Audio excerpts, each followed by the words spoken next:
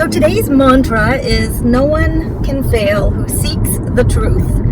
So basically, if you seek the truth of God, you will not fail because God will show you the way.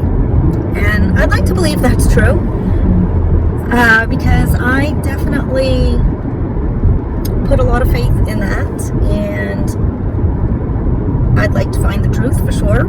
I'd like to find many truths, actually. I'd like to find,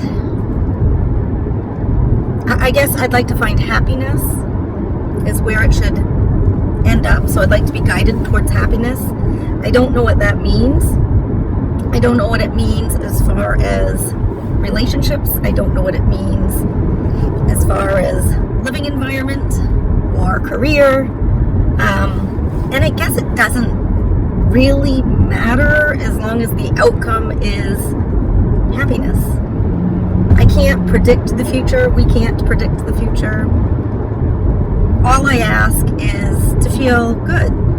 And I don't know what road is going to lead me to that.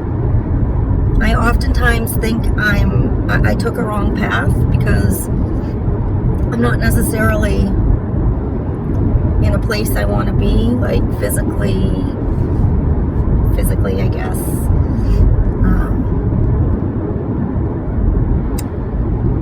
I'm 52 and I don't have a career. I live in an area that I don't like. I rent. I don't own a place. And there are a lot of things that I really like to see in my mind that would make me happy, which are, of course, being in positive relationships with, whether it be a loved one and or family. And I'd really like to have my own place, and I'd like to be able to decorate my own place and plant what I want to plant. And I don't know, I've always rented. I've owned when I was married, but other than that, I've always rented. And I've never felt a connection to where I live. And I still don't. Like when I'm renting, I'm not going to invest in, for example, I can't stand carpets, but I'm not going to invest in wood floors in somebody else's house. Like, why would I invest in something that I'm not, there's no equity there or anything. So, and I've always, my mindset has always been temporary. Like, well, I'm only here temporarily. My place is coming. I'm going to find the person that I'm going to marry or whatever it is. Not that I want to get married, but I'm just saying, I feel like my mindset's always been temporary. And I don't know, it would be kind of nice to find, I'm old, like young at heart, okay? I don't feel my age, but still, it's like I'm living the life of a 20-year-old, and I'm a lot older than that, so I don't know. And it's always been my kind of, honestly, it's always been my personality, is just to,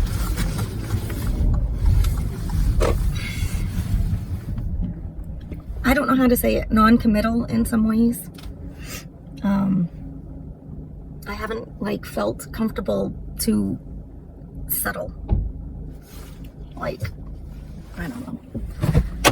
Does this even make sense? Maybe it's me going through, maybe menopause causes this.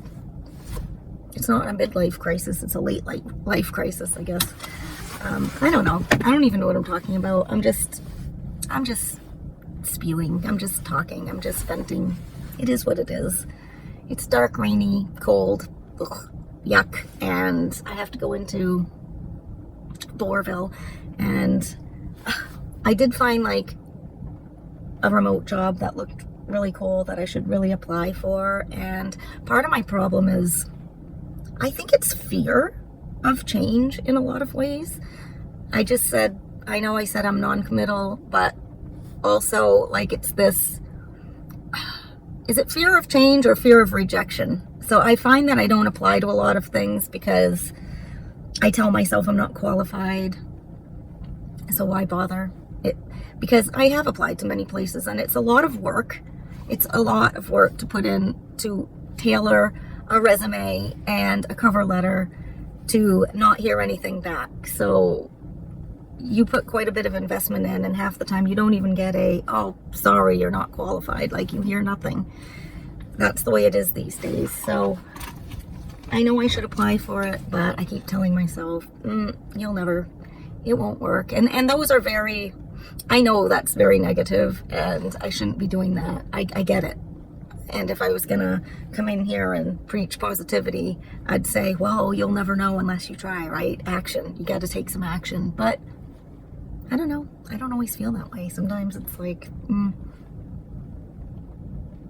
yeah. So, okay, enough of my just talking for the sake of talking. It's starting to rain harder, so I guess I better get inside. Thanks for listening, guys. I'll talk to you later.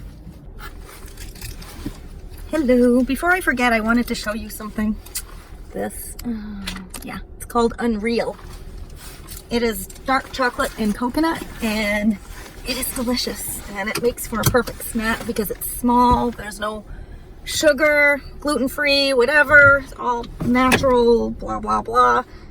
I got it from Thrive online, which is like an organic store online, similar to Trader Joe's, which I absolutely love Trader Joe's, but we don't have one. I mean, the closest one is an hour away, so I just order Thrive online and get free shipping, and yeah. I try to do organic as much as possible. I did want to talk on my way home here about, I had a phone call with a lady about hormone replacement therapy, HRT, because of the menopause. And it was like a consultation to find out how I'm feeling. And basically it's, in my opinion, it was kind of a sales pitch to get some lab work done. So apparently I called my doctor, said I was interested in looking into this. She referred me to this person. This person's referring me to get a lab. And fortunately, I did my research before I spoke to her. And I've been watching some YouTube videos on a lady. She's a gynecologist who's been doing this for many years. I think she's been on YouTube for 5 years. I think her name's Barbie Taylor. She calls herself Menopause Taylor, meaning you should tailor your supplements to yourself. And she had said in one of the videos that anyone who refers you to get labs done, it's basically baloney. Like, yeah,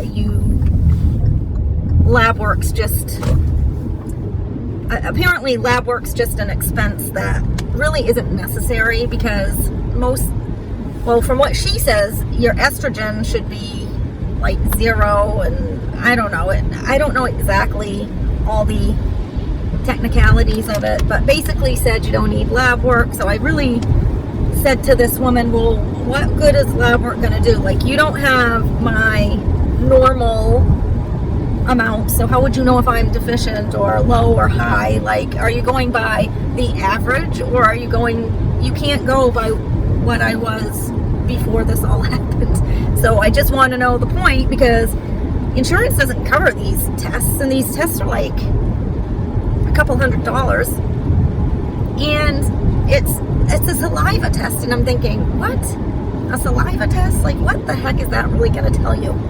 No, I said I'm really not interested in lab work. And a lot of this, I've always done research, but I'm more apt to do research because I have been working pretty closely with the medical field for the past few years, and a lot of it's you got to do your own research. I don't trust everyone, obviously, in the medical profession, and it would be nice to say that you do, but I'm sorry, no. First of all, they're human nature. You're not always right, and honestly, from what I've witnessed the past few years, you're fortunate to find somebody who's spot on, okay? So, no, I'm not going to go spend all this money on a lab work.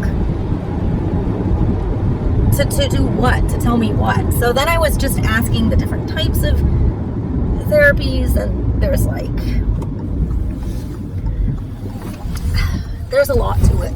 We'll just say that. And I don't want to get into it too much because it's really kind of boring. I would highly recommend this woman's videos, but yeah, I was just like, no, I'm going to do a little more research first, but thank you anyway. I said, because I'm like, are you the one that prescribes whatever it is that I'm going to take? Like, it just didn't none of it was making sense to me.